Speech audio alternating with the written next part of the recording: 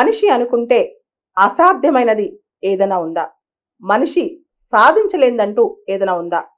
ఎటువంటి సవాలున్నా, ఎటువంటి లోపమున్నా ఏ మనిషి అయినా సరే జీవితంలో ఎలాంటి పరిస్థితిలో ఉన్నా ఏదైనా సాధించవచ్చు.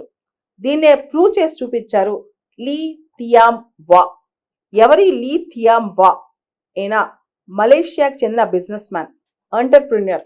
మామూలు బిజినెస్ మ్యాన్, ఎంటర్ప్రిన్యూర్ అయితే మనకి ఇన్స్పిరేషన్ కాకపోయేవాళ్ళు.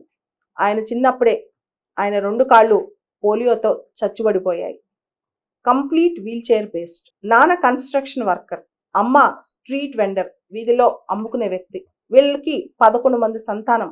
దానిలో ఒక సంతానం లీ థియామ్ వా. స్కూల్కి వెళ్ళటానికి కూడా చిన్నప్పుడు డబ్బులుండే కాదు. అటువంటి పరిస్థితి. 1987లో ఈయన ఒక కిరాణా దుకాణం పెట్టారు మలేషియాలో. చిన్న షాప్, స్ట్రీట్ షాప్ అన్నమాట ఒకటి. ఆ తర్వాత అప్పటి నుంచి కూడా మలేషియా మొత్తం ఆయన వ్యాపార సామ్రాజ్యం విస్తరించింది. 99 స్పీడ్ మార్ట్ అని చెప్పి ఇప్పుడు ఆయనకి 2700 మార్ట్లు ఉన్నాయి మలేషియా మొత్తం. ఎంతో శ్రమించి మొత్తం దేశం మొత్తం ఆయన మార్ట్స్ ప్రమోట్ చేసుకున్నారు. ఇప్పుడు మలేషియాలోనే one of the richest person అనమాట. మలేషియాలో ఉన్న బర్గర్ కింగ్లో ఆయనకు వాటాలు ఉన్నాయి. మలేషియాలోని ఎలయన్స్ బ్యాంక్ మలేషియాలో ఆయనకు వాటాలు ఉన్నాయి. అండ్ రీసెంట్గా ఆయన 99 స్పీడ్ మార్ట్ ఈ షాప్ మొత్తం ఈ స్టోర్స్ అన్ని కలిపి ఐపీఓకి వెళ్ళాయి అనమాట ఆయన బిజినెస్. ఈ ఐపీఓ గత 7 సంవత్సరాల్లో మలేషియాలో వచ్చిన ఐపీఓస్ అన్నింటిలో కల్లా ఫాస్ట్గా సోల్డ్ అవుట్ అయిన ఐపీఓ. ఈయన షేర్లు విపరీతంగా కొన్నారు జనాలు అక్కడ. విత్ ఇన్ నో టైం, చాలా తక్కువ టైంలోనే $531 మిలియన్ నిధులు వచ్చేసాయి ఆయనకి. ఆయన కంపెనీ వాల్యూ, షేర్ల వాల్యూ 15% అతి తక్కువ కాలంలో పెరిగిపోయాయి అన్నమాట. దీంతో ఆయన నికర ఆస్తులు కూడా మోర్ దెన్ $3.3 బిలియన్ అంట. అంత నెట్వర్క్ పెరిగిపోయింది అయింది. మలేషియాలో 40% మినీ మార్ట్ షేర్ మొత్తం అయిందే. 12% గ్రాసరీ మొత్తం కూడా వాళ్ళ షాప్సే కంట్రోల్ చేస్తుంటాయి. ఇంతటి శక్తి ఆయనకి ఎలా వచ్చింది? ఆయన కంప్లీట్లీ వీల్ చైర్ బేస్డ్. ఐపీఓలోకి వెళ్ళి వాళ్ళు షేర్స్ అమ్మేసినా సరే ఇంకా ఆయన మార్ట్స్లో, ఆయన స్పీడ్ మార్ట్లో ఆయన వాటా శాతం 77% అనమాట.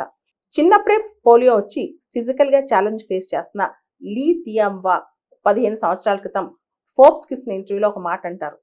నేను సొంతంగా హెల్ప్ చేసుకోవాలి. వేరే వాళ్ళు వచ్చి, వేరే కంపెనీస్ వచ్చి నాకు ఉద్యోగాలు ఇస్తాయని నేను అనుకోను. నేను డెవలప్ అవ్వాలి. నేనే అందరికి ఉద్యోగాలు ఇవ్వాలి. ఈ థీమ్తో ఆయన ముందుకెళ్లారు. ఇప్పుడు ఆయన మలేషియాలో top most entrepreneur, top most businessman. మలేషియాలో మునుపెన్నడూ లేనంత ఫాస్ట్గా ఆయన షేర్స్ అమ్ముడుపోయాయి. ఆయన ఐపీఓ టాప్ ఐపీఓగా నిలిచిందనమాట.